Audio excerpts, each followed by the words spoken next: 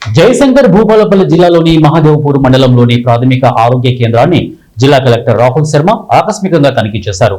ఆసుపత్రికి వచ్చే రోగుల హాజరు పట్టికను తనిఖీ చేసి వైద్యులతో మాట్లాడారు. ఆసుపత్రిలోని డయాలసిస్ కేంద్రాన్ని, జనరల్ వార్డును, బ్లడ్ స్టోరేజ్ యూనిట్ ను తనిఖీ చేసి రోగులకు అందుతున్న సేవల వివరాలు అడిగి తెలుసుకున్నారు. కొంతమంది కాంట్రాక్ట్ వైద్యులు విధులకు హాజరు కాకుండా జీతభత్యాలు పొందుతున్నట్లు గుర్తించిన జిల్లా కలెక్టర్ అలాంటి వారి జీతాలతో కోతలు విధించాలని ఆసుపత్రి సూపరింటెండెంట్ ను ఆదేశించారు.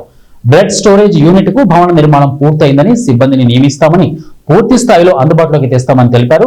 అనంతరం బీసీ బాలుర వసతి గృహాన్ని సందర్శించిన కలెక్టర్ వసతి గృహానికి కావలసిన ప్రహారీ గోడ నిర్మాణం, కిటికీలు, తలుపులు మరమ్మతులు, మరుగుదొడ్ల మరమ్మతులు చేపట్టాలని నిధులు మంజూరు చేస్తామని తెలిపారు.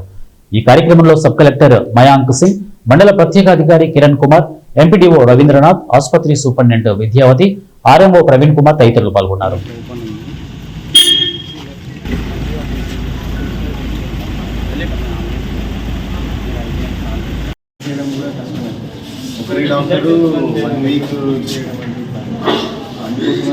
కొంచెం కన్సిడరేషన్ డ్యూటీ అవర్స్